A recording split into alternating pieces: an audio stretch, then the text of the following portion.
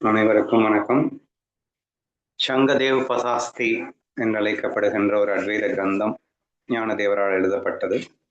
6 ஸ்லோகங்களை ஏற்கனவே நாம் பார்த்துவிட்டோம். 7வது ஸ்லோகத்தில் என்ன சொல்லுகின்றார் என்பதை காணப்போகின்றோம். முதல் 3 ஸ்லோகங்களில் இந்த பிரம்மம் சத்தியம் என்றும் ஜெகத் மித்யா என்றும் ஒரு விஷயத்தை பதிவு செய்தார். பின்பு அடுத்த 3 ஸ்லோகங்களில் இந்த உலக தோற்றமாக இருக்கின்ற அந்த உலக தோற்றத்தால் இந்த பிரம்மம் பாதிக்கப்படுவதில்லை என்பதை மிக அற்புதமாக வலியுறுத்தினார். இந்த தோற்றம் எப்படியா, ஏன்னா தோற்றம் இல்லவே இல்லை, அதனால் ஒரு சத்திய வஸ்து பாதிக்கப்படுமா, நித்யா வஸ்துவால் சத்திய வஸ்து பாதிக்கப்படுமா, இல்லாத ஒன்று இருப்பதை பாதிக்குமா என்ற ரீதியிலே அந்த அடுத்த 3 ஓவிகளில் நமக்கு விளக்கி இருந்தார். இனி அடுத்து இந்த ஓவியிலிருந்து, இந்த ஸ்லோகத்திலிருந்து முழுக்க அடுத்த ஒரு 10 ஸ்லோகத்துக்கு இரண்டும் ஒன்று என்ற ஒரு தத்துவத்தை வலியுறுத்துகிறார். அதாவது தோற்றமாக இருப்பது எது அப்படின்னு கேட்டீங்கன்னா, அது அந்த பிரம்மமே தான் இங்கே தோற்றமாய் இருக்கின்றது. ஆதலால் இரண்டும் வேறு வேறு என்று தப்பித்தவறி நாம் நினைத்துவிடக் கூடாது, இரண்டும் ஒன்றே என்ற அந்த விஷயத்துக்குள்ள இப்ப என்ட்ரி ஆகிறது தான் இந்த ஒரு பர்டிகுலர் ஸ்லோகத்துல இருந்து கண்டினியூஸா அவர் எக்ஸ்பிளைன் பண்ணக்கூடிய ஒரு விஷயமா இருக்குது. ஸோ நம்ம பார்க்கறதுக்கு இந்த உலகம் எல்லாமே வேற வேறையா தெரியுது. தோற்றங்கள் ஆயிரக்கணக்கில் இருக்கின்றன. இப்படி ஆயிரக்கணக்கான தோற்றங்கள் இருக்கின்ற காரணத்தினால் அவையெல்லாம் வேறு வேறு ஆகிவிடாது. ஏன்னா அதிஷ்டானம் அப்படிங்கிற அந்த ஒன்றுதான் இப்படி ஆயிரம் தோற்றங்களாக காட்சி அளிக்கின்றன. நம்ம முதல்ல சொன்ன அந்த மரத்திலிருந்து தோன்றிய யானை சொன்னோம் இல்லையா, ஒரு பெரிய ஒரு மரம் அப்படின்னு வச்சுக்கோங்க. இந்த மரத்துல ஒரு யானை சிலை செதுக்குகின்றான். ஒரு பெரிய ஒரு மரத்துல ஒரு குட்டி யானை சிலை, அப்புறம் ஒரு குதிரை சிலை, ஒரு மனுஷன் சிலை, ஒரு ஆண் சிலை, பெண் சிலை என்று மரத்திலேயே எக்கச்சக்கமான சிலை உருவங்களை பொறிக்கப்பட்டதாக நீங்கள் கற்பனை செய்யுங்களேன். அப்படி நீங்கள் கற்பனை செய்யும் பட்சத்தில் என்னவாகும்? இப்போ இந்த ஒரே மரம் பல்லாயிரக்கணக்கான வடிவங்களில் தென்படுகிறது அப்படிங்கிற மாதிரி இருக்கு. இப்ப அது வடிவங்களாக மாறிவிடவில்லை, அது வெறும் தோற்றமாகத்தான் இருக்கின்றது என்பதை புரிஞ்சுக்கணும். இங்க கூட நீங்க என்ன தப்பா புரிஞ்சுப்பீங்கன்னா, இந்த மரத்தை நம்ம குடைஞ்சுதானே இப்ப அந்த உருவத்தை உருவாக்கி இருக்கோம், அப்ப மரம் பாதிப்படைஞ்சிருச்சு இல்லை அப்படின்னு தப்பா புரிஞ்சுக்கிறதுக்கான வாய்ப்புகள் இருக்கு. அப்படி இல்லை. அதனாலதான் தங்கம் நகை எக்ஸாம்பிள் பெஸ்ட் ஆல்வேஸ். ஸோ அது எத்தனை வடிவங்களாக மாறிய போதிலும் தங்கத்தன்மைக்கு எந்த பாதிப்பும் ஏற்படாது. அந்த மாதிரி நீங்க புரிஞ்சுக்கோங்க. அந்த மரம் எக்ஸாம்பிள் புரியல அப்படின்னு சொன்னா, ஏன்னா மரம் பாதிக்காதுன்றது அடுத்த 3 ஸ்லோகத்துல தெளிவா சொல்லியாச்சு. அது 1000 உருவங்களாக தென்பட்ட போதிலும் அப்படின்னு புரிஞ்சுக்கணும். ஏன்னா அது தென்படுகிறது அப்படிங்கிறதுனால அது மரத்தை பாதிக்காது அப்படின்றத புரிஞ்சுக்கணும்னு சொல்லியிருந்தாங்க. இனி தோற்றமாக இருப்பது அதுவேன்னு சேர்ந்து சொல்றதுக்கு தான் நான் அந்த மர எக்ஸாம்பிளை கொண்டு வந்தேன். இப்போ அந்த மரத்துல தெரிகிற யானை வடிவம், மரத்துல தெரிகிற குதிரை வடிவம், மரத்துல தெரிகிற மனுஷன் வடிவம், இது எல்லாம் மரம்னு சொன்னா என்னங்க தப்பு? மரமே தானங்க இப்ப அந்த வடிவத்துல இருக்கு. மரமே தான் அத்தனை வடிவங்களாகவும் இருக்கின்றது எனும் போது வடிவங்கள் வேறு மரம் வேறு என்று நீ சொல்லிவிட முடியுமா?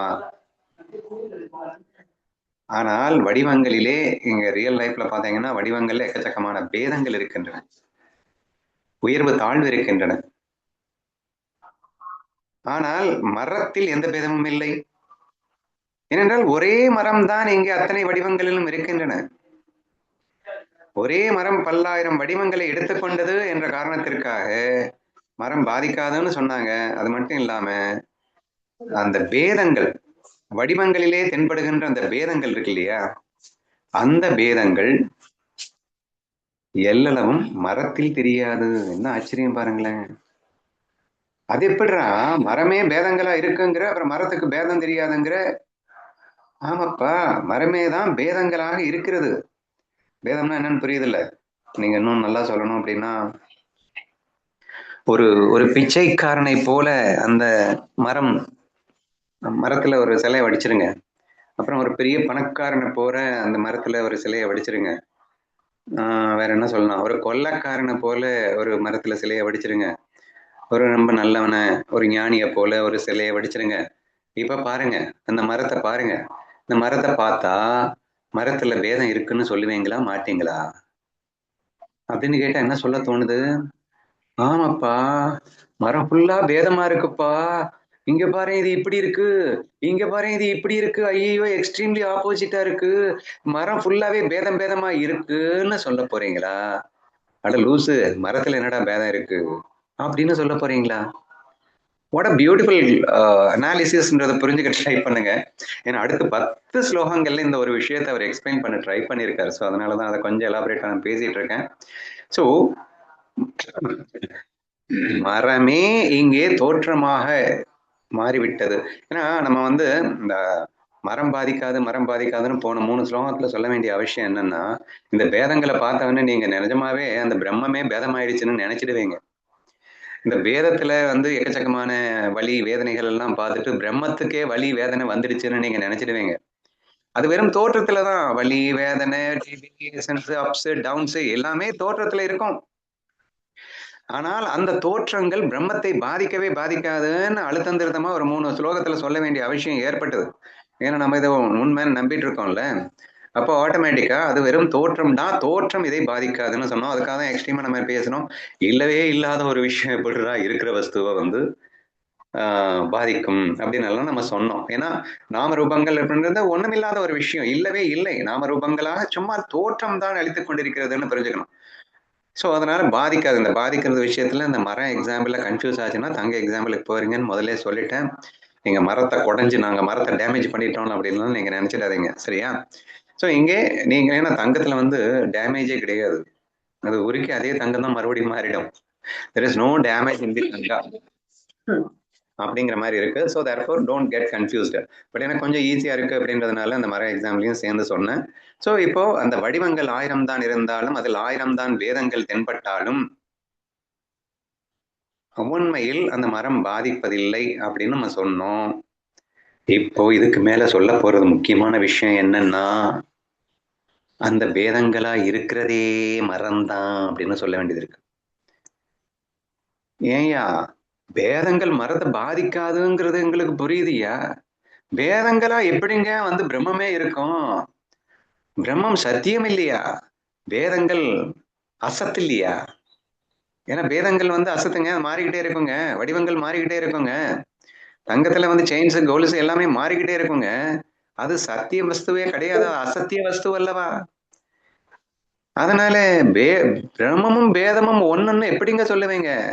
அபேத வஸ்து எப்படி பேத வஸ்துவாக மாறுங்க அப்படின்னு எல்லாம் நமக்கு டவுட் வரும். அது வந்துடக்கூடாது அப்படிங்கிறதுக்காக முதல்ல தெளிவா பிரிச்சு காட்டினாரு. பிரிச்சு காட்டிட்டு மறுபடியும் சொல்றாரு, இந்த தோற்றங்களாக தோன்றிக் கொண்டிருப்பது எதுன்னா அதுதான்டா. ஏன்னா மரமே இல்லைன்னா ஒரு தோற்றமும் தோன்ற முடியாதுடா. மரம் இருக்கிறதுனால தான்டா இங்க எல்லா தோற்றமும் அதுல நம்ம காட்ட முடிஞ்சது. இப்ப மரமே இல்லைன்னா அங்க ஒரு தோற்றமும் இருக்காதே. அப்ப எது தோன்றுது அப்படின்னா அத்வைத வஸ்துடா, இருக்கிறதே அது மட்டும்தானடா. அப்ப அது மட்டும்தானடா தோண முடியும். அப்போ பேத வஸ்துக்களாக தோற்றம் அளித்தது எதுன்னா அபேத வஸ்துவான அந்த பிரம்மம் தான்.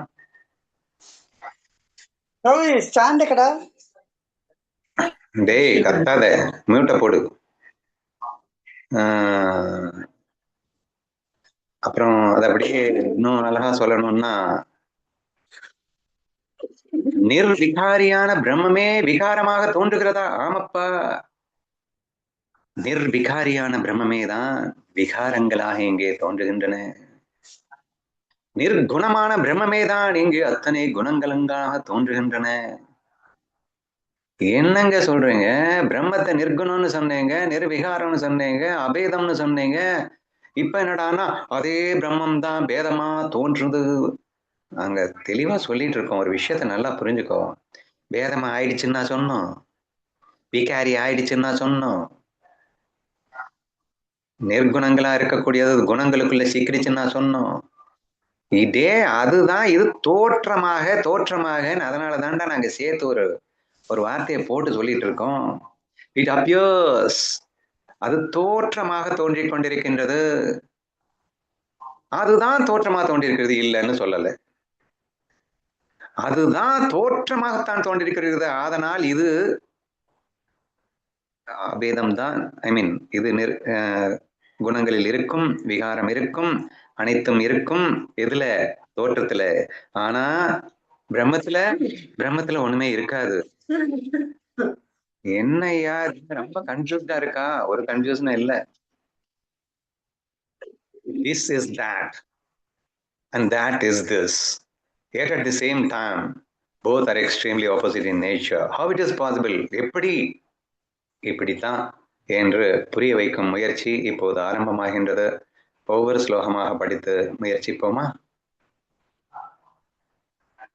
நில ஒளி நிலவிலிருந்து வருகிறது. விளக்கின் ஒளி நெருப்பிலிருந்து வேறல்ல, இரண்டும் ஒன்றே.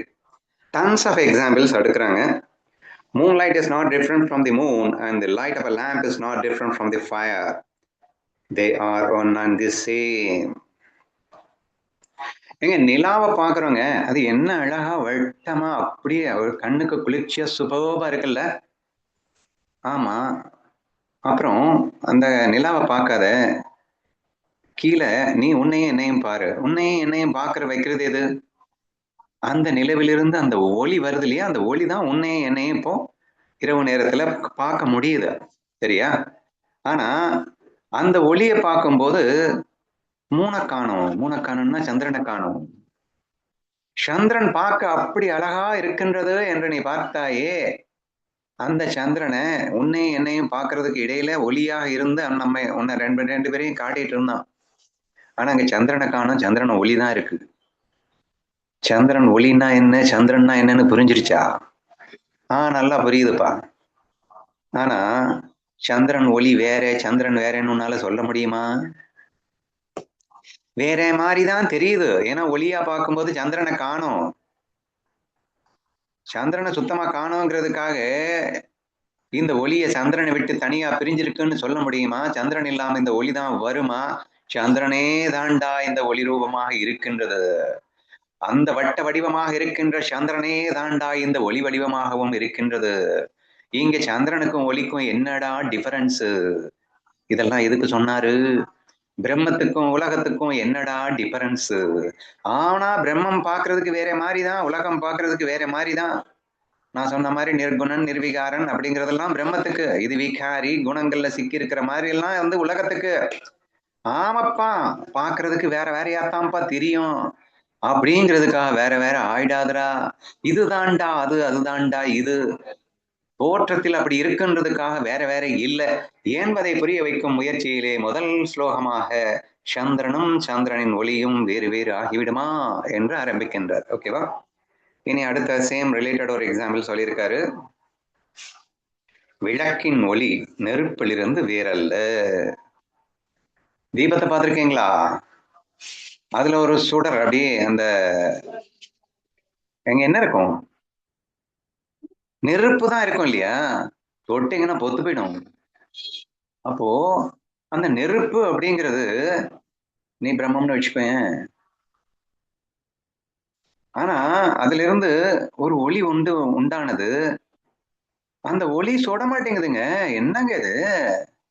ஏங்க இப்போ அந்த மூன் லைட் மாதிரியே இப்ப நான் வந்து இந்த விளக்கொலியை வச்சுக்கோ. இரவு நேரத்துல வீட்டுக்குள்ள வந்துட்டு இப்ப மூன் லைட் உள்ள வராது. அப்ப என்ன பண்ணுறது? விளக்கொலியை ஏத்து. அப்போ ஒரு விளக்கு ஏத்திட்ட. விளக்கு ஏத்தினதுக்கு அப்புறமா நீ அங்க இருக்கேன், நான் எங்க இருக்கேன்? நான் உன்னை பாக்குறேன், நீ என்ன பாக்குற? எப்படி பாக்குற? எப்படி பாக்குற? ஒளியால் பார்க்கின்றோம். ஒளியால் பார்க்கின்றோம் அப்படின்னா என்னப்பா? இந்த விளக்குல இருந்து ஒரு நெருப்பு வந்துச்சு இல்லைங்க, நெருப்பு. அந்த நெருப்பு இந்த ஒளி ரெண்டு ஒண்ணாங்க? ரெண்டு ஒண்ணு இல்லைங்க. ஏங்க இல்ல? நெருப்பு கொளுத்துதுங்க, ஒளி கொளுத்தலங்க. நெருப்பு சுடுதுங்க, ஒளி சுடலங்க. ஆனா ரெண்டும் ஒண்ணுதாங்க என்று நான் சொல்ல முடியுதல்லவா? சோ ஒன்றை பிரம்மமாகவும் ஒன்றை உலகமாகவும் நீ பார்த்துக்கொள். பார்க்கும்போது ரெண்டு வேற வேறையாத்தான் தெரியும். ரெண்டு வேற வேறையா தெரியுன்றதுக்காக ரெண்டு வேற வேற ஆயிடுமாடா என்று சந்திரன் ஒளியை வைத்து சொன்னது போல் நெருப்பின் ஒளியை வைத்து சுட்டி காட்டுகின்றார். நெருப்பே ஒளியாக இருக்கின்றது. பேஸ் நல்லா புரிஞ்சுக்க வேண்டியது என்னன்னா, சந்திரன் இல்லைன்னா அந்த ஒளியே இருக்காது. நெருப்பு இல்லைன்னா இங்கே இந்த ஒளியே தெரியாது. உன்னை என்னால பார்க்கவும் முடியாது. அப்ப இது சுடலைங்கிறதுக்காக அது நெருப்பு இல்லைன்னு சொல்லிடுவியா? நெருப்பு இருந்ததுனால தான்டா இந்த ஒளியே வந்தது. சோ தேர்ஃபோர் இந்த பிரம்மமும் உலகமும் ஒன்றேதான். பிரம்மம் சத்தியம், உலகம் மித்தியான்னு சொன்னாங்க. இப்ப இதுக்கு எல்லாத்தையுமே ஒண்ணுன்னு சொல்லிட்டு இருக்கீங்க. அதுவும் உண்மைதான், இதுவும் உண்மைதான். அப்படிதான் புரிஞ்சுக்கணும் நீ. சரியா? ஓகேவா எல்லாருக்கும்? ஓகேண்ணா. அடுத்தது போயிடலாமா? அறியாமையினால் காண்பவன் காணப்படும் பொருள் என வேறாக பார்க்கின்றோம். உண்மையில் நான் என்பது அந்த முழுமையிலிருந்து வேறல்ல அப்படின்னு சொல்லிட்டு அடுத்த ஒரு விஷயத்த சொல்றாரு. அதாவது ஃபர்ஸ்ட் கொடுத்தது திருஷ்டாந்தம், இப்ப கொடுக்கறது சித்தாந்தம் அப்படின்னு அர்த்தம். என்னது பெரிய பெரிய வார்த்தையெல்லாம் யூஸ் பண்றேன் அப்படின்லாம் கேட்காதீங்க.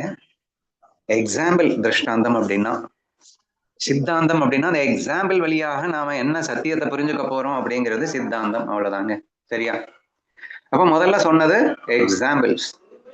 அந்த எக்ஸாம்பிள் மூலியமா என்னையா புரிஞ்சுக்கணும் அப்படின்னு கேட்டீங்கன்னா, அறியாமையினால் காண்பவன் காணப்படும் பொருள் என வேறாக பார்க்கின்றோம். உண்மையில் நான் என்பது அந்த முழுமையிலிருந்து வேறல்ல அப்படின்னா டிக்ளேர் பண்றாரு. இந்த நான் அப்படிங்கிறது இந்த பிரம்மம் அப்படிங்கிறத குறிக்கும். ஓகேவா? அப்ப இங்க இருக்கிறது என்னன்னா, நான் மட்டும்தான் இருக்கேன். அப்ப நான் தான் சத்திய வஸ்துவாக இருக்கின்றேன். நான் தான் முழுமையாக இருக்கின்றேன். நான் என்பது முழுமையிலிருந்து வேறல்ல அப்படின்னா என்ன அர்த்தம்? It is me that I am everything அப்படின்னு அர்த்தம். பட் இங்கிலீஷ்லயும் படிச்சிடறேன். Due to ignorance we see the seer and the seen as separate. In reality I do not know any me apart from the whole. என்ன தவிர இந்த உலகத்துல எதுவுமே இல்லடா, நான் தாண்டா எல்லாமா இருக்கேன். எப்படி சந்திரனே ஒளியாக இருப்பதோ, எப்படி நெருப்பே ஒளியாக வந்ததோ, அப்படி பிரம்மமே உலகமாய் வந்தது அப்படிங்கிறத அழகா இந்த சித்தாந்தத்துல நிரூபிக்கிறாரு அப்படின்றத நீங்க புரிஞ்சுக்கணும். அப்ப எக்ஸ்ட்ரா ஒரு பாயிண்ட் கொடுத்திருக்காரு. அது என்னது? அறியாமையினால் காண்பவன் காணப்படும் பொருள் என வேறாக பார்க்கின்றோம் அப்படின்னு சொல்லப்பட்டதே. அப்படின்னா எவனாவது ஒரு லூசு பைய சந்திரனின் ஒளி வேற சந்திரன் வேற அப்படின்னு சொன்னான்னா அவனை லூசுங்கிறாரு. அவ்வளவுதான், வேற ஒண்ணும் இல்லை. நெருப்பு வேற நெருப்பின் ஒளி வேறன்னு எவனாவது சொன்னான்னா அவனை பைத்தியக்காரன் அப்படிங்கிறாரு. சோ அதை சொல்றதுக்காக இங்க அறியாமைங்கிற வார்த்தையை யூஸ் பண்ணியிருக்காரு. எப்படி அது ரெண்டும் வேறு வேறு அல்லவோ, உன்னுடைய முட்டாள்தனத்தை ஒதுக்கிவிட்டு அறிவு கண் கொண்டு பார்த்தால் அவை இரண்டும் ஒன்றென்று எவ்வாறு அறிவாயோ, அப்படி உன் அறியாமையை நீக்கி பார்த்தால் நான் என்ற இந்த முழுமையிலிருந்து உண்டானதுதான் இந்த உலகமே. இந்த உலகம் என்னை தவிர வேறல்ல. இங்கே சந்திரன் என்பது நான், நெருப்பு என்பது நான், ஒளி என்பது உலகம். என்னை விட்டு உலகம் தனித்திருக்குமோ? நானே இல்லை என்றால் உலகம்தான் வருமோ என்று அழகாக கேள்வி கேட்கின்றார் இந்த சித்தாந்தத்திலே. ஸோ அல்டிமேட்லி புரிய வைக்க வேண்டியது இங்க எனக்கு ஞானதேவர்கிட்ட ரொம்ப பிடிச்சது என்னன்னா, பிரம்மம் பிரம்மம்னு சொல்றதை விட நான் சொல்லும் போது வேற லெவல்ல நமக்கு அனுபவமாகவே மாறிவிடும் ஒரு அதிசயத்தை காண்கின்றோம். இங்கே பிரம்மத்தை தவிர எதுவும் இல்லை, பிரம்மத்தை தவிர எதுவும் இல்லை, என்னை தவிர எதுவும் இல்லை என்பது தானங்க உண்மை. அந்த பிரம்மமே நான் தானே, புரிவதற்காக சொல்லப்பட்ட வார்த்தை தானே பிரம்மம் என்ற வார்த்தை. ஆனால் உண்மையில் அது நான் தானே என்ற ரீதியிலே நீங்கள் சிந்தித்து பார்த்தால், இப்போ அந்த சந்திரனாகவும் நெருப்பாகவும் அங்கே உபமானம் காட்டியது என்னை, ஒளியாக இங்கே உபமானம் காட்டுவது இந்த உலகத்தை. உலகம் வேறாக தெரியலாம், நான் வேறாக தெரியலாம் என்பதற்காக நானும் உலகமும் வேறாகி விடுமோ? என்னில் தான் இந்த உலகம் இருக்கின்றது, நானே தான் இந்த உலகமாக இருக்கின்றேன். எப்படி வேணா வச்சுக்கோங்க. என்னில் தான் உலகம் இருக்கிறதுன்னு சொல்லிக்கோங்க, இல்ல நானே தான் உலகமாக விரிந்திருக்கின்றேன்னு சொல்லிக்கோங்க. உலகம் 1000 வேதங்களில் தென்படும், என்னில் எந்த வேதமும் இருக்காது. ஆனாலும் அத்தனை வேத தோற்றங்களாகவும் இருப்பது நானேதான் என்ற ஒரு அற்புதமான விஷயத்தை இந்த சித்தாந்தத்தின் வாயிலாக நமக்கு நிரூபிக்கின்றார். So once again I read it. அறியாமையினால் காண்பவன் காணப்படும் பொருள் என வேறாக நாம் பார்க்கின்றோம். So whenever if you see the world is different from me, நான் இந்த உலகம் அல்ல, நீ வேற, நான் வேற, அவ வேற, இவ வேற, அந்த பொருள் வேற, நான் வேற, அக்ரணி பொருட்கள் வேற. சோ இந்த உலகத்துல லட்சக்கணக்கான பேதங்களோடு கூடிய வஸ்துக்களை நீ பார்த்து கொண்டிருக்கலாம். அவைகளெல்லாம் உன்னை விட்டு தனியாக வேறாக நீ பார்க்க முற்பட்டால் மடையன் என்று சொல்லுகின்றார் அவர். சரியா? So how you should look at this world now? இந்த ஒட்டுமொத்த உலகத்தையும் நீயாகவே நீ காண வேண்டும் என்கின்றார். ஏனென்றால் நீ இல்லை என்றால் இந்த உலகமே இல்லடா. சந்திரன் இல்லைன்னா ஒளினே இல்லடா. அந்த மாதிரி நீ இல்லைன்னா உலகமே இல்லடா. அப்போ எத்தனை பேதங்களோடு இருக்கட்டுமே, கொள்ளக்காரனா இருக்கட்டும், ரேபிஸ்டா இருக்கட்டும், ரேப் பண்றவனா இருக்கட்டும், let whatever the differences you find in this world, everything is nothing but your own projections. And therefore please never say that is different from you. காண்பவன் வேறு, காணப்படும் பொருள் வேறு என்று தயவு செய்து சொல்லிவிடாதே. காண்பவனான நீயே தான் இங்கே காணப்படும் உலகமாக விரிந்திருக்கின்றாய் என்பதை மறக்காதே என்ற இந்த சித்தாந்தத்தின் வழியாக நமக்கு நிரூபிக்கின்றார் என்று நினைக்கின்றேன். போதுமா? இன்னும் வேண்டுமா? இதையே நம்ம சித்தாபாஸ் அப்படின்னு பார்த்தோம். பிரம்மத்துல இருந்து வெளிப்பட்டதுதான் அந்த சித்தாபாஸ். அந்த மனசு புத்தி உடல்ல பட்டு அந்த பிரதிபலிக்கிறது சித்தாபாஸ் அப்படின்னாலும் கூட பிரம்மமே தான் சித்தாபாஸ். சித்தாபாஸும் பிரம்மமும் வேறு கிடையாது, ஒண்ணுதான் அப்படிங்கிற மாதிரி எடுத்துக்கிறேன்.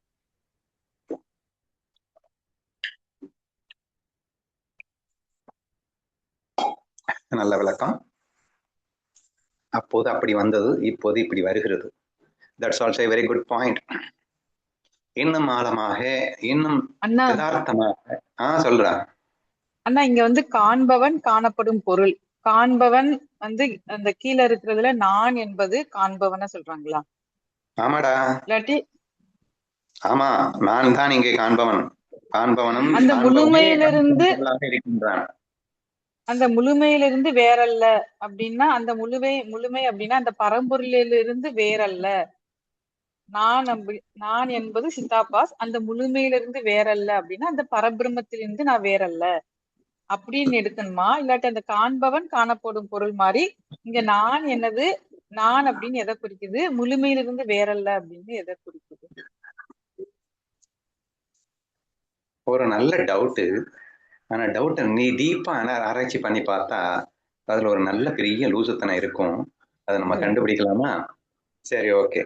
நல்ல கேள்வி கேட்டார்கள். என்ன கேட்டாங்க அப்படின்னா, காண்பவன் காணப்படும் பொருள் அப்படின்னு ஒரு ரெண்டு தனியா இருக்கிற மாதிரியும், இங்க இந்த நான் அப்படின்னு ஒண்ணு இருக்குல்ல, இந்த நான் அப்படிங்கிறது அது அல்ல. அதாவது இந்த நான் அப்படிங்கிறது தனி மாதிரியும், இந்த காண்பவன் காணப்படும் பொருள் அப்படிங்கிறது உலகத்தோட ஜாயின் பண்ணிட்டா. சரியா?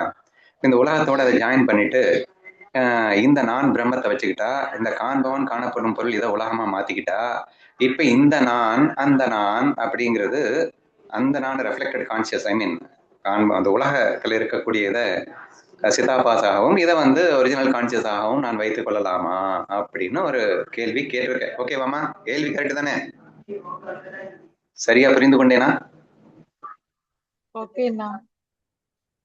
ஓகே. இங்க ஞானதேவர் சொல்லக்கூடிய ஒரு விஷயம், சொன்னது நான் தவறுன்னு சொல்ல மாட்டேன். ஏன்னா எல்லாமே ஒண்ணுங்கிறது வந்துடுறதுக்கு அப்புறமா நீ உலகத்துல இருக்கக்கூடிய காண்பவன் காணப்படும் பொருள் அல்டிமேட்லி அதுவும் பிரம்மம் தான் நீ ஒத்துக்கதான் போற, நீயும் ஒத்துக்கிட்டதான். So therefore there is no big difference at all அப்படிங்கிறது புரிஞ்சிருச்சு. ஆனா இவர் ஒரு என்ன ஒரு அமிர்தன்பவலையும் சரி சந்தேவ பதாஸ்திலையும் சரி அவர் நிரூபிக்கின்ற ஒரு விஷயம் என்னன்னா, he never wanted to differentiate between these two. உலகத்தையும் பிரம்மத்தையும் விட்டு அவர் பிரிக்கவே மாட்டேங்கிறாரு. அது தோற்றமா இருக்குன்றதுனால அது வேறன்னு நீ நினைச்சிருவே அப்படின்னு சொல்லிட்டு அது பிரிக்கவே மாட்டேங்கிறாரு. அப்கோர்ஸ் அது தோற்ற மாத்திரமாகத்தான் இருக்கிறது, அதுல பேதங்கள் இருக்கிறது, இதுல பேதங்கள் இல்லை அப்படிங்கிறதுக்காக இந்த பேதங்கள் இல்லாமல் இருக்கின்றதும் பேதத்தோடு இருக்கிறதும் வேறு வேறு அல்ல அப்படிங்கிறதையும் சேர்த்து சொல்லணும்ல. சோ அந்த ஒரு நோக்கத்துலதான் இங்க இந்த ஒரு 10 ஸ்லோகங்கள் அமைந்திருப்பதாக நான் பார்க்கின்றேன். சரியா?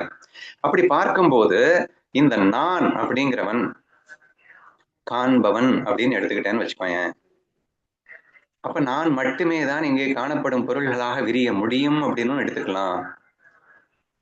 சோ நீ சொன்ன ஆஸ்பெக்ட்ல என்னன்னா, இங்க பிரம்மம் அப்படிங்கிறது ஒண்ணு தனியா இருக்கிற மாதிரியும் அதுவே காண்பவன் காணப்படும் பொருள் என்று இரண்டாக விரிந்து விளையாடி கொண்டிருக்கிறது அப்படிங்கிறத விட இன்னும் டெப்தா இன்னும் ஆழமா நீ புரிஞ்சுக்கணும்னு ட்ரை பண்ணா இந்த நாண காண்பவனா போடு. இந்த காணப்படும் பொருள் என்பது இந்த காண்பவனே பொருளாக இருக்கின்றான்னு போடு. இப்ப அத்வைதம் இன்னும் அழகாக மெருகேறுகிறது என்று உணர்கிறாயா?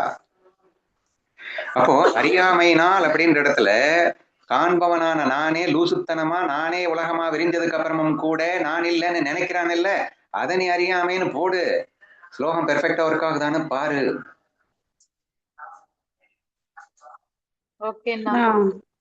நான் எப்படி புரிஞ்சுக்கிறேன் அப்படிங்கறத சொல்றேன். நான் இப்ப ரெண்டா நான் பிரிச்சுட்டேன்.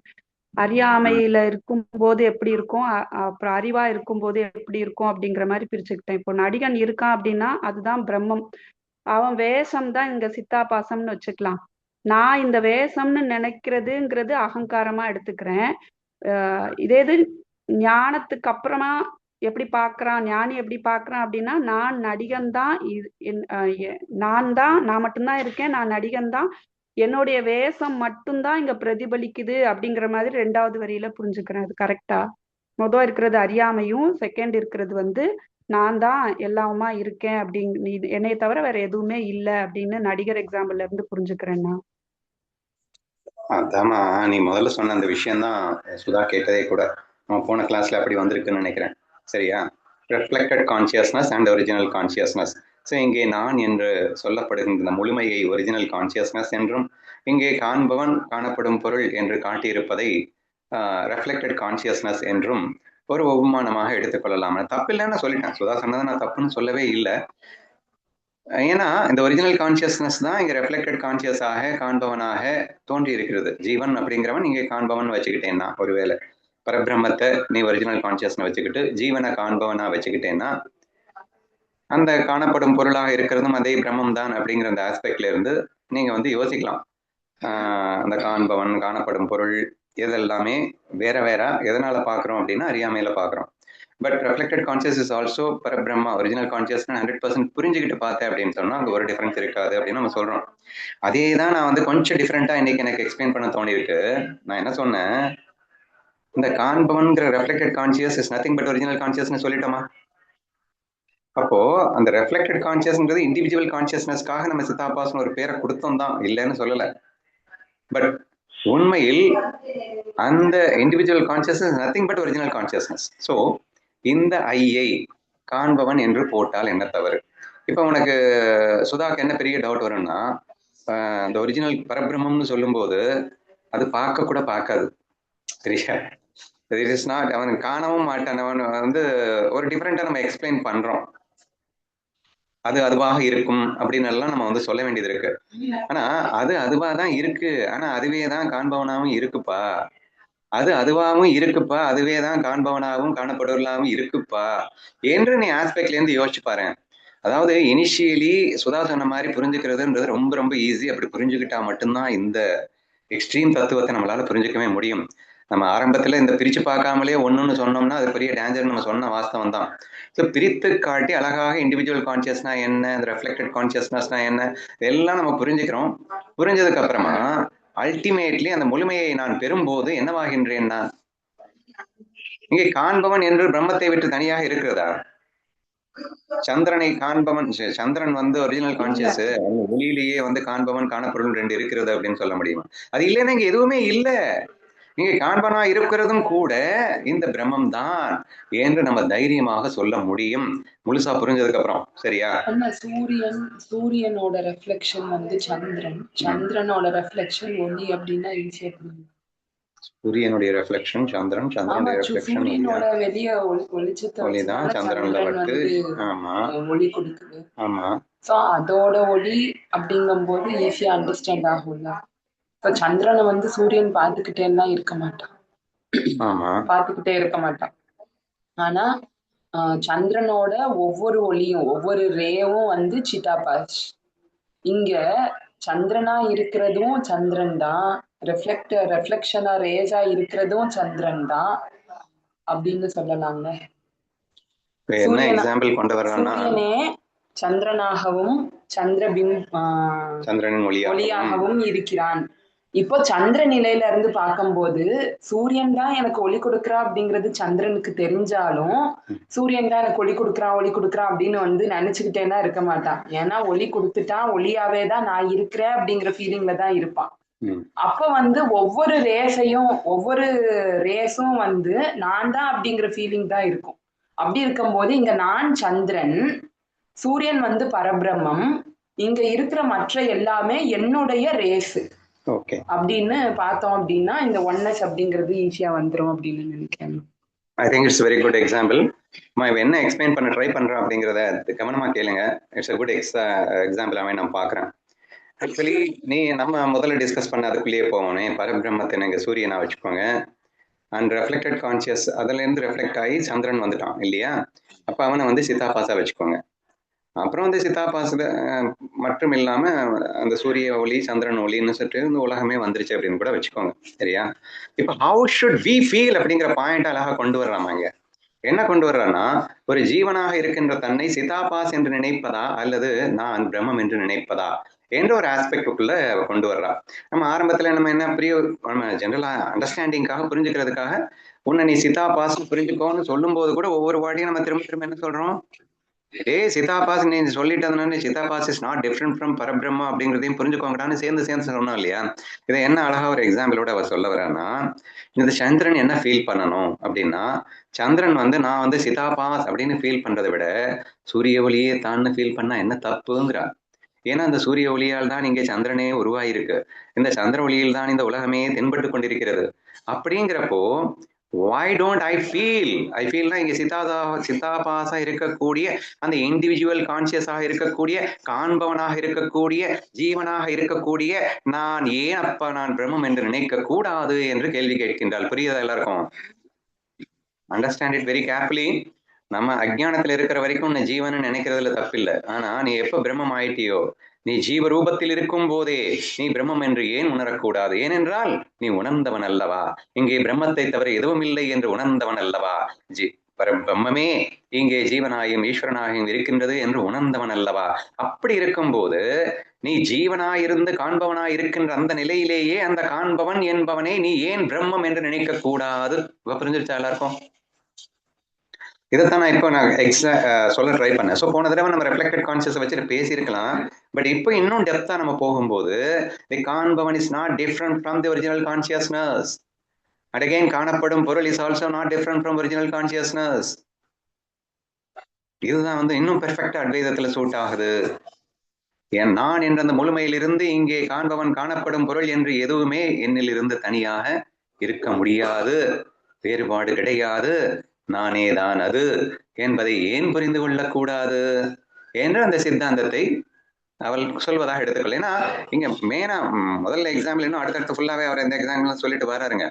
ஸோ அந்த மூன் அண்ட் மூன் லைட் அப்படின்னு சொன்னாரு, the fire and the fire light அப்படின்னு சொல்லும் போது don't find any difference between that அப்படின்னு சொல்லிட்டாரா இல்லையா? பிரம்மத்துக்கும் உலகத்துக்கும் பேதம் இல்லைன்னு ப்ரூவ் பண்றதுக்காக அவர் முயற்சி பண்ணிட்டு இருக்காரு. வேதத்தோடு கூடிய உலகத்திற்கும் பேதமற்ற அந்த பிரம்மத்திற்கும் பேதம் இல்லைன்னு ப்ரூவ் பண்ணக்கூடிய முயற்சி அல்லவா இது? என்ன அழகா யோசிச்சிருக்கிற பாருங்க. வேதத்தோடு கூடிய உலகத்திற்கும் பேதமே இல்லாமல் இருக்கும் பிரம்மத்திற்கும் பேதமே இல்லையா என்று அவர் சொல்லப்படுகின்ற ஒரு முயற்சி தான் நாம இங்கே பண்ணிட்டு இருக்கோம்.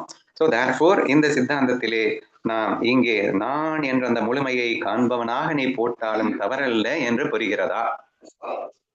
ஓகேண்ணா, புரியுது. Okay, shall we move to the next?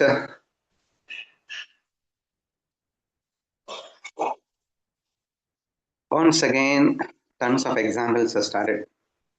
Just as a garment is only thread and a pot is only clay, the seer and the seen are nothing but the one absolute. காண்பவனும் பிரம்மன் தாண்டா, காணப்படும் பொருளும் பிரம்மன் தாண்டான்னு இதை விட எப்படி சொல்றது? சரியா? So எல்லாத்தையுமே முடிச்சிட்டாரு பாருங்க. சித்தாந்தம் திருஷ்டாந்தம் எல்லாத்தையுமே முடிச்சிட்டாரு. ஆடை என்பது நூலே, பானை என்பது மண்ணே, அதுபோலே காண்பவனும் காணப்படும் உலகமும் அந்த ஒரு பரம்பொருளே. ஓகேவா? ஒரே பரம்பொருளை. இப்ப காண்பவன பரம்பொருள்னு அழகா அவரே சொல்லிட்டாரு. காணப்படும் பொருளையும் சேர்த்து சொல்லிட்டாரு. அப்ப இந்த இடத்துல காண்பவன் எடுத்துக்கிட்டா என்ன தப்புன்னு நம்ம ஏன் அவ்வளவு நேரம் முன்னாடி ஆராய்ச்சி பண்ணிட்டோம்? அவர் தான் பின்னாடியே வர்றாருல்ல. So therefore it is very easy to understand. Again இங்க எக்ஸாம்பிள் என்னன்னா, ஆடை என்பது நூலே. ஆனா உங்க கண்ணுக்கு நூலை தெரியுமா?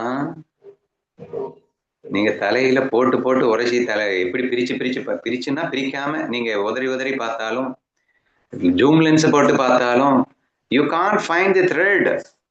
உங்களால நூலை பார்க்க முடியாதுங்க. இல்லனா அப்படி சொன்னா ஆடையே பஞ்சுதான். பிரிச்சு பார்த்தாலும் பஞ்சு வராது. அது சரி. இன்னும் நூலை தாண்டி போயிட்டீங்கன்னா பஞ்சை நீங்க தலையில நின்னாலும் பார்க்க முடியாது. பட் பஞ்சில இருந்து தான் இந்த ஆடை தயாரானது. சரியா? பிரிச்சு பார்த்தா கூட நீ சொன்ன மாதிரி நூலை பார்த்துடலாம், ஆனா பஞ்ச பார்க்க முடியாதுப்பா. ஆனா பஞ்சுதாண்டா இங்க இதுவாக இருக்கு. சோ வேதமற்று இருக்கின்றது, வேதத்தோடு இருக்கின்றது. ஏன்னா என்டையர்லி ஆப்போசிட்டா இருக்கு பாருங்களேன். பஞ்சுக்கும் தண்ணி ஆடைக்கும் ஏதாவது சம்பந்தம் இருக்காடா? நீங்க ஒரு குழந்தைகிட்ட போயிட்டு இதே இங்க பாரு ஒரு பஞ்சை காட்டி இதுதான் ஆச்சு அப்படின்னு சொன்னா it's not at all going to be. நம்மளே அக்செப்ட் பண்ணிக்க மாட்டோம். நம்ம நேர்ல போயிட்டு அந்த ஆலைகள்ல பார்த்து ஏதோ புரிஞ்சுக்கிறதுனால ஆமா இதுதான் அதுவா இருக்கு அப்படின்னு சொல்லிட்டு முதல்ல அது நூலா மாறிச்சு, அந்த நூல் பின் ஆடையாக மாறிச்சு அப்படிங்கறத நம்ம அந்த ப்ராசஸ் எல்லாம் தெரியும் போதுதான் we can able to understand it இல்லையா? அண்ணா வினலேதுண்ணா. அரே பாப்ரே, நல்லாதான்னா கேக்குது.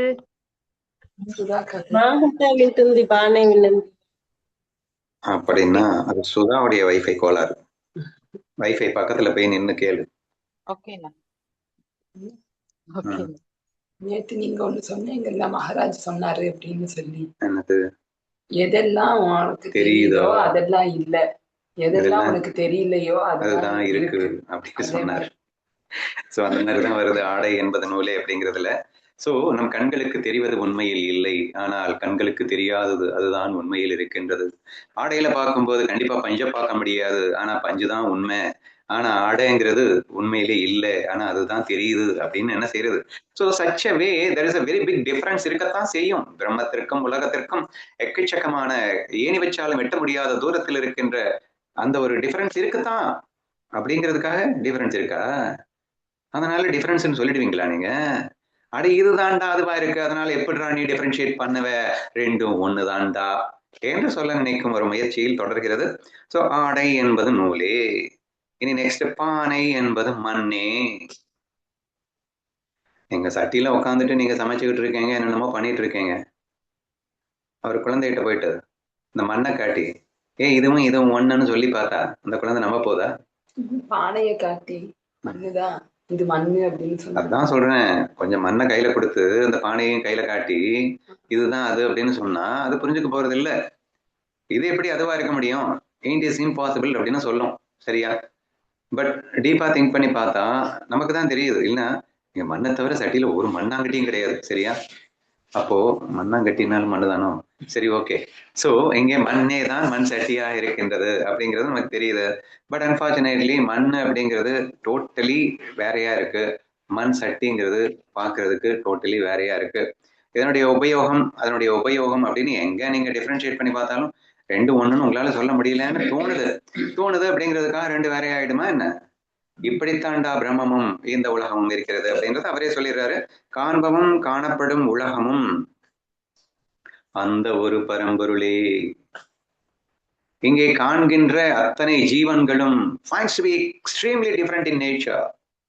காணப்படும் பொருட்கள் எல்லாமே எக்கச்சக்கமான பேதங்களோடு கூடி இருக்கின்றது.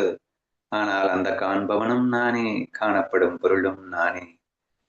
So therefore you can't find the difference even though there is a lot of difference. இதுதான் திரும்ப சொல்லக்கூடிய ஒரு முக்கியமான பாயிண்டா நீங்க எடுத்துக்கோங்க. Let us continue and some more examples.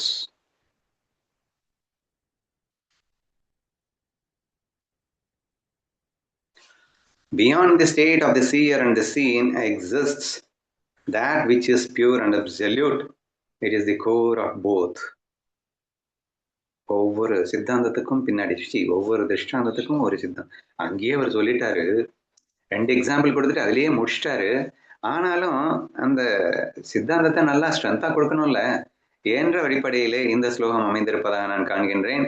காண்பவன் மற்றும் காணப்படும் காட்சி இவற்றிற்கு அப்பால் தூய பிரம்மம் உள்ளது. அதுவே இரண்டிற்கும் ஆதாரமானது. சரியா? இவர் பாரு, ஒண்ணுன்னு சொன்னாரா? இது ரெண்டுக்கும் அப்பால் தூய பிரம்மம் இருக்கு. பிரிச்சு காட்டுறாரு. ரெண்டு வேற வேறன்னு சொன்னா நம்மள முட்டாளுன்னு திட்டுறாரு. So that is the beauty of this ஞானேஸ்வரின்றதை புரிஞ்சுக்கணும். ஸோ பிரிச்சு பார்க்கலன்னா உன்னால புரிஞ்சுக்கவே முடியாது. நீ பாட்டுக்கும் அஜ்ஞானத்துல போயிட்டு எல்லாம் ஒண்ணுன்னு பார்த்தேன்னா டோட்டலா டேமேஜ் ஆயிடும். அப்ப அதிஷ்டானத்துலதான் ஒண்ணு, ஆனா இதுல ஒண்ணு கிடையாதுதான். ஆனா அதிஷ்டானம் தானே இதுவா இருக்கு, அதனால ரெண்டுக்கும் டிஃபரன்ஸ் இல்லதான், ஆனா டிஃபரன்ஸ் இருக்குதான். ஸோ தீஸ் திங்ஸை புரிய வைக்கிறதுக்காக என்னடா நம்ம பாட்டுக்கு ரெண்டு ஒண்ணுன்னு புரிஞ்சுக்கிட்டே போனா இந்த லூசு பசங்க அப்படியே வந்து வேற மாதிரி புரிஞ்சுப்பானுங்களோ அப்படின்னு சொல்லிட்டு, ஏன்னா இந்த வேதத்துல ஒண்ணுன்னு நினைச்சிடக்கூடாது இல்ல, வில்லனும் ஹீரோவும் ஒண்ணுன்னு நினைச்சிடக்கூடாது இல்ல, ஆனா ரெண்டு ஒண்ணுதான் அப்படிங்கிறதும் சொல்லி ஆகணும், இல்லைன்றதும் சொல்லி ஆகணும் என்ற இந்த ஒரு முயற்சியில இந்த கான்செப்ட்ல முதல்லயே சொல்லிட்டாரு, நூலும் துணியும் வேற இல்ல, மண்ணும் மண் சட்டியும் வேற இல்ல, அந்த மாதிரி காண்பவனும் காணப்படும் பொருளும் பிரம்மமும் வேற வேற இல்லைன்னு சொன்னார்ல. சொல்லிட்டு அடுத்த ஸ்லோகத்துல என்ன போட்டிருக்காருன்னா, காண்பவன் மற்றும் காணப்படும் காட்சிக்கு அப்பால் தூய பிரம்மம் உள்ளது, அதுவே இரண்டிற்கும் ஆதாரமானது. நம்ம சுதா சொன்னதுக்கு வந்துட்டார் இப்போ, சரியா? சோ முழுமையான அத்வைதத்திற்குள் பேதம் இல்லை என்று உணர்த்தும் அதே வேளையிலே பிரம்மத்தையும் மாயையையும் பிரித்து காட்ட வேண்டிய அவசியம் இருக்கின்றது என்பதையும் சேர்த்தே தான் இந்த கிரந்தத்துக்குள் நமக்கு மாறி மாறி வந்து கொண்டிருக்கும் அதிசயத்தை நாம் காண்கின்றோம். ஸோ தேர்ஃபோர் இந்த பர்டிகுலர் ஸ்லோகத்துல அவர் பிரித்து காட்டுகிறார் என்பதை புரிந்து கொள்ள முயற்சி செய்யுங்கள். பிரம்மத்தை தூய பிரம்மம் என்ற ஒரு வார்த்தையை போடுகின்றார். அங்கே காண்பவன் காணப்படும் காட்சி இவைகள் எல்லாம் அந்த தூயது அப்படிங்கிறது இருக்க சான்சஸ் இல்லை. ஆனால் அந்த காண்பவன் காணப்படும்னா உலகம்னு சிம்பிளா வச்சுக்கோங்க, ஆதாரமாக எது இருக்கிறதுன்னு சொன்னா பிரம்மம் தான் இருக்கின்றது. அப்ப நான் ஆதாரத்தின் அடிப்படையில தான் நான் மீண்டும் மீண்டும் சொல்லிக்கிட்டே இருக்கேன், ரெண்டு ஒண்ணு, ஏன்னா இதுதான் அதுவா இருக்கு, இதுதான் அதுவா இருக்கு, இது இல்லைன்னா அதுவே இல்லை. And therefore I keep on telling you that please ரெண்டு வேற வேற நினைச்சிடாத, ரெண்டு ஒண்ணுதான்னு நான் சொல்லிட்டே இருக்கேன் அப்படிங்கிறதுக்காக இந்த பிரம்மம் நீ மாயையா மாறிடுச்சுன்னு நினைச்சிடாதே. மாறிலாம் ஒன்னா இல்லை, இது தூயதாவே தான் இருந்துட்டு இருக்கு, ஆனாலும் தூயதற்ற அழுக்காகவும் அந்த பக்கம் அதுவேதான் சும்மா நாச்சுக்கு இருந்துட்டு இருக்கு, பொய் தோற்றமாக இருந்து கொண்டிருக்கிறது. ஏன்னா ஒண்ணுன்னு சொல்லிட்டேன்னா அப்ப பிரம்மமே வில்லன் ஆயிடுச்சுன்னு நினைச்சிருவேன், பிரம்மமே லூசு பயல் ஆயிடுச்சுன்னு நினைச்சிருவேன். அப்படின்னு சொல்லிட்டு நமக்கு தாட் வந்துடக்கூடாதுன்றதுக்காக லூசு பயலா இருக்கிறதும் பிரம்மன் தான், தூயதா இருக்கிறதும் பிரம்மன் தான், இதனுடைய அதிஷ்டானத்துலதான் அது எல்லாமே இருக்கு, அதனால ரெண்டும் ஒண்ணுதான். ஆனா இது தூய பிரம்மம், அது இதிலிருந்து அந்த அதிஷ்டானத்திலிருந்து வந்ததுதான் இந்த காண்பதும் காணப்படுமான காட்சியான உலகம் என்று புரிய வைப்பதாக எனக்கு தோன்றுகிறது. மற்றவர்களுக்கு வேறு ஏதாவது தோன்றுகிறதா? அண்ணா, நேத்து பார்க்கும்போது தங்கத்தின் தரம் மாறாமலேயே ஆபரணமா வந்தது அப்படின்னு நேத்து வந்தது. இன்னைக்கு அந்த காண்பவன் காணப்படும் காட்சி அது என்னதான் பிரம்மமா இருந்தாலும் தூய பிரம்மத்து தான், அது வந்து தூய பிரம்மம் தான் ஆதாரமா இருக்கு அப்படின்னு அப்படியும் சொல்றாரு, இப்படியும் சொல்றாரு. தப்புங்கிறியா? இல்ல,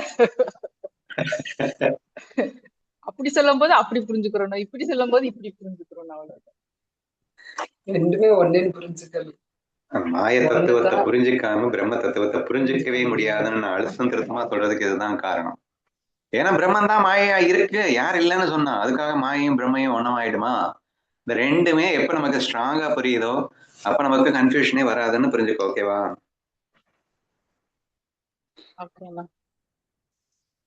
சார அச்சார விசார அப்படின்ற ஒரு விஷயத்த சொல்றாரு. We should try to understand. சாரமும் அவர் தான், அச்சாரமும் அவர் தான், ரெண்டையும் விசாரிச்சு புரிஞ்சுக்க வேண்டிய அவசியமும் நமக்கு இருக்கு. இல்லைன்னா சாரத்தை புடிச்சுக்கணும், அச்சாரத்தை விடணும். மாயைய வந்து இது மாயை அப்படின்னு சொல்லி அதை விடணும். மாயைய போய் நம்ம புடிச்சுக்கிட்டோம்னா டேஞ்சர் ஆயிடும். அதே சமயம் வந்து சாரத்தை வந்து சாரம் தான் அச்சாரமா இருக்குன்னு தெரியணும்ல. இல்ல, நான் சாரம் தான் அச்சாரமா இருக்கு அப்படிங்கறத தெரிஞ்சுக்கிட்டு அச்சாரத்தை விடணும். கண்ணன் தான் உலகமா இருக்கான் அப்படின்னு சொல்லிட்டு உலகத்து மேல லைக்ஸ் வந்துருச்சு அப்படின்னா கண்ணன் ரெண்டுமே எவ்வளவு முக்கியம்னு புரியுதா சுதா? இங்க பாரு, நான் கிருஷ்ணா ஃபீல் என்ன சொல்லியிருக்கேன்னா, கிருஷ்ணா ஃபீலுமே எல்லாமே சூட் ஆகுது பாரு. கிருஷ்ணா ஃபீல் நம்ம என்ன சொல்லுவோம், கண்ணனே தான் எல்லாமாக இருக்கின்றான். பிரவேசமாக. சோ உன்னை வில்லனா வந்தாலும் கண்ணனா பாரு, எவ்வளவு மோசக்காரனா வந்தாலும் கண்ணனா பாரு, கொள்ளையடிக்கிறவனா வந்தாலும் கண்ணனா பாரு, எல்லாத்தையும் கண்ணனா பாரு கண்ணனா பாரு கண்ணனா பாருன்னு சொல்லிக்கிட்டே வருவோம். சரியா? அப்ப how it is possible அப்படிங்கிற வார்த்தையில வரும்போது என்ன சொல்லிடுறோம்? டே மாயைக்காக தாண்டா வர்றான் கண்ணு, விளையாட வர்றான் கண்ணு, உண்மையிலேயே கொள்ளடிக்க வரல, உன் கூட விளையாடுறதுக்காக வர்றான்டா, உனக்கு ஒரு த்ரில்லையும் சேலஞ்சையும் கொடுக்கறதுக்காக வர்றான்டா, உனக்கு ஒரு ஞானத்தை புகட்டுறதுக்காக வர்றான்டா. சேர்த்து சொல்ல வேண்டியது இருக்கா இல்லையா? And without that how good you see the everything is a Krishna? எல்லாத்தையும் கண்ணனா பாருன்னா எப்படி பாக்குறதுன்ற ஒரு பெரிய கொஸ்டின் மார்க் வருது. டே அவன் உண்மையிலேயே இல்லடா, அவன் பொய்யா தாண்டா வர்றான் என்ற ஒரு விஷயத்தை நம்ம அழகா சுட்டி காட்டியிருக்கோம் இல்லையா? அது சேம் திங் தான் எங்கிட்ட நம்ம டிஸ்கஸ் பண்ணிட்டு இருக்கோம். அப்போ பிரம்மம், அந்த கண்ணன் எப்போதுமே தூயவன் தான். சோ அவன் தூயவனாக இருந்தாலும் மாய விளையாட்டிற்காக, ஆனால் அவனே இம்பியூராகவும் இங்கே தோற்றத்திற்காக வந்து கொண்டிருக்கின்றானடா என்ற நம்ம ஒரு விஷயத்தை தான் நம்ம வந்து ஈவன் கிருஷ்ணாபிலேயே நம்ம பேசணும்.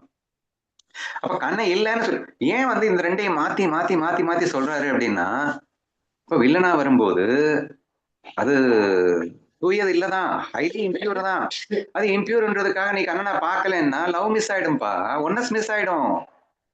அப்ப ரெண்டும் ஒண்ணுன்னு பார்த்தா மட்டும்தான் நீ ஒன்னஸ்லயே இருக்க முடியும். சரியா?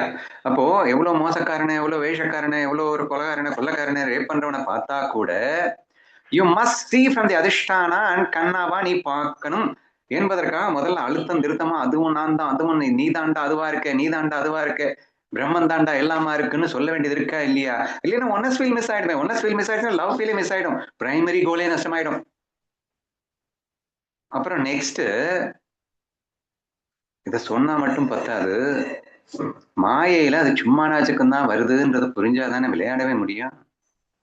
இல்லைன்னா நான் எப்படி விளையாடுறது? How good I play the கேம்ன்றது பெரிய கன்ஃபியூஷன் வந்துருமே. So role should also I good understand அப்படிங்கிறதுக்காக தூயதாக இருக்கின்றது பிரம்மம், ரோல்ல இம்பியூர் இருக்கும். அது இம்பியூருங்கிறது ரோல்ல அது சும்மா நாச்சுக்கும், அது பொய்யாக, அது தோற்ற மாத்திரமாகத்தான் இருக்கிறது, உண்மை இல்லை அப்படின்னு எல்லாம் சொல்ல வேண்டியது இருக்குப்பா. So now I can able to understand how important it is to tell equally both. ரெண்டையுமே ஏன் இப்படி மாத்தி மாத்தி சொல்றாருன்னு கேட்ட, ரெண்டுமே எவ்வளவு பெரிய முக்கியம் இப்ப புரியுதா? கிருஷ்ணாபில வச்சு யோசிச்சு பார்த்தேன்னா புரியும். கண்டிப்பா சொல்லி ஆகணும், ரெண்டையுமே மாத்தி மாத்தி சொல்லி ஆகணும். எவ்வளவு விகாரங்களோட பார்த்தா கூட அது கண்ணன் தாண்டான்னு பார்த்து ஆகணும்ல. அதுக்காக விகாரமே கண்ணன் நினைச்சிடாதடான்னு சொல்லி ஆகணும்ல. இப்படி ரெண்டையும் மாத்தி மாத்தி பேச வேண்டியது இருக்கு அப்படின்னு நினைக்கிறேன். ஓகேவா? ஓகே அண்ணா, சாரம் அச்சாரம் சொன்னீங்கல்ல, என்ன மீனிங்? சாரம்னா என்ன, அச்சாரம்னா என்ன? உண்மை. உண்மை எது? சாரம் அப்படின்னா உண்மை, அச்சாரம்னா பொய். விசாரம்னா திங்க் பண்றது. ரெண்டையும் விசாரிச்சு உண்மையை புரிஞ்சுக்கோ அப்படின்னா சாரமே தான் அச்சாரமாகவும் இருக்கு. ஓகே. இந்த நித்தியா அனித்தியா வரும்ல, அதே மாதிரி. அப்படி வச்சுக்கலாம். நெக்ஸ்ட் ஓவி, நெக்ஸ்ட் ஸ்லோகம் 11. ஆமாடா, ஒரு மணி நேரம் ஆயிடுச்சு. இன்னைக்கு 4 தான் பார்த்திருக்கோம்.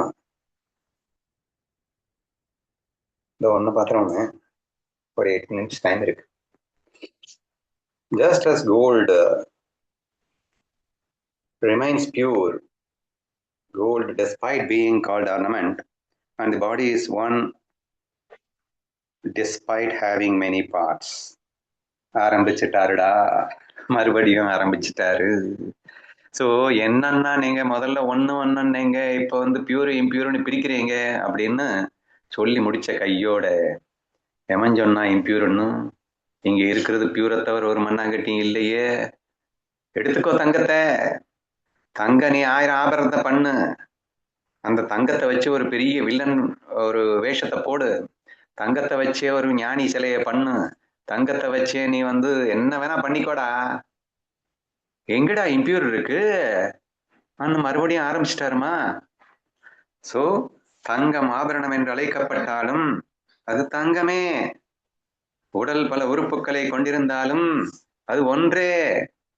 உன் கை நொட்டாங்கையே இல்ல நல்ல கையா, சோத்தாங்கையா சொல்லுவாங்க கொச்ச தமிழ்ல, இடது கை வலது கை, சரியா?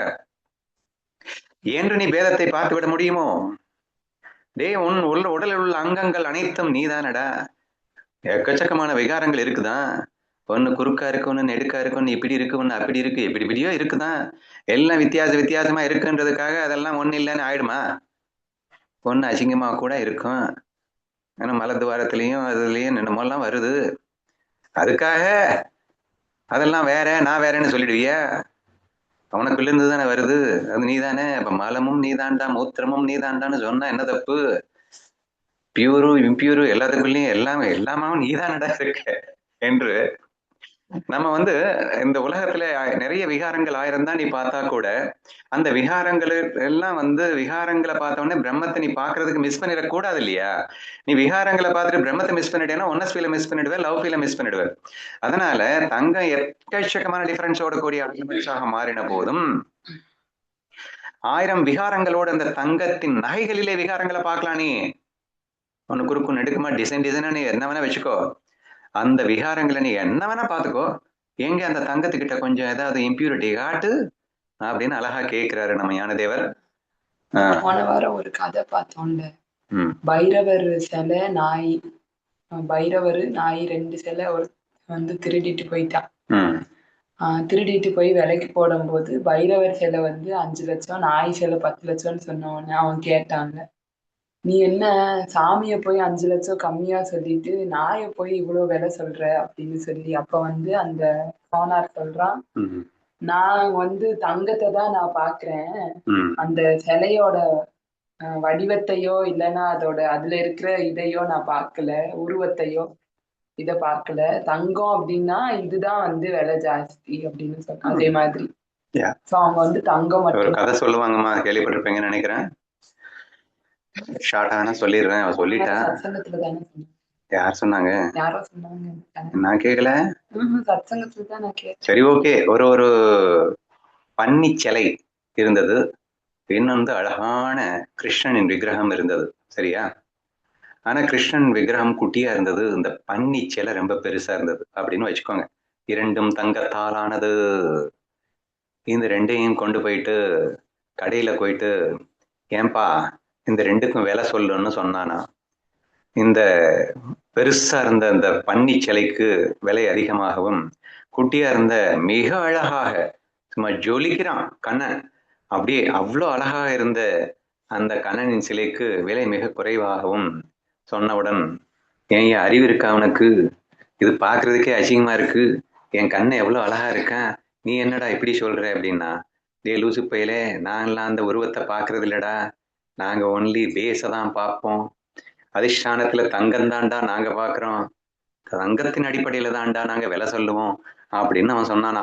So therefore never find any vikaras in the gold, because the gold is always gold. தங்கத்துல 1000 வேதங்களை பார்த்தாலும் தங்கம் தங்கம் தானடா. தங்கத்தை சாக்கடையில போட்டாலும் தங்கத்தினுடைய வேல்யூ மாறாதுன்னு சொல்லுவாங்க. ஸோ தேர்ஃபோர் அது தங்கம் எத்தனை விகாரங்களோட கூடியிருந்தாலும் தங்கம் தங்கம் தான் என்ற ஒரு விஷயத்த சொல்றார். So it is always pure, அது இம்பியூர் ஆகாது அப்படின்ற ஒரு பாயிண்ட். சிமிலர்லி இன்னொரு எக்ஸாம்பிள் வந்து உடம்பு அப்படிங்கிற ஆர்கன்ஸ் அப்படிங்கிற எக்ஸாம்பிளோட அவர் சொல்லியிருக்காரு. ஸோ இந்த ஆர்கன்ஸ், உன்னுடைய ஓன் ஆர்கன்ஸ்லேயே வந்து எக்கச்சக்கமான விகாரங்கள் இருக்குதான். ஒன்று அசிங்கமாக கூட இருக்கும், ஒன்று அழகாகவும் இருக்கும். பட் இட் டசன்ட் மீன் நீ அதை வந்து விகாரமா பார்க்கறது இல்லை. ஏன்னா எல்லாம் நான்றது மட்டும்தானே நீ பார்க்குற. அப்படித்தாண்டா இந்த உலகத்தை பார்க்கணும். அதுல விகாரங்கள் இருக்கும், ஆனா நீ பிரம்மத்தை பாரு. ஸோ விகாரங்களை பார்த்துட்டு பிரம்மத்தை மிஸ் பண்ணிடக்கூடாது என்பதற்காக இந்த ஸ்லோகம் அமைந்திருக்கின்றது. அத்தோட ஒரு திருஷ்டாந்தத்தை சொல்லி முடிக்கிறாரு. அது சொன்னாரு. அடுத்து என்ன சொல்லியிருக்காரு?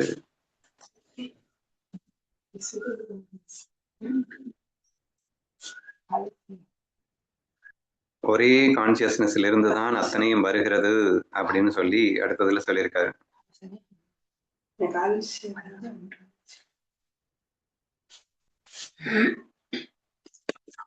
சரி, ஓகே, இதோட நம்ம ஸ்டாப் பண்ணுவோம்.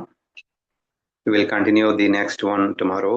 So இது வரைக்கும் முடிச்சிருக்கோம், up to 11 நம்ம முடிச்சிருக்கோம். We will start 12th from tomorrow.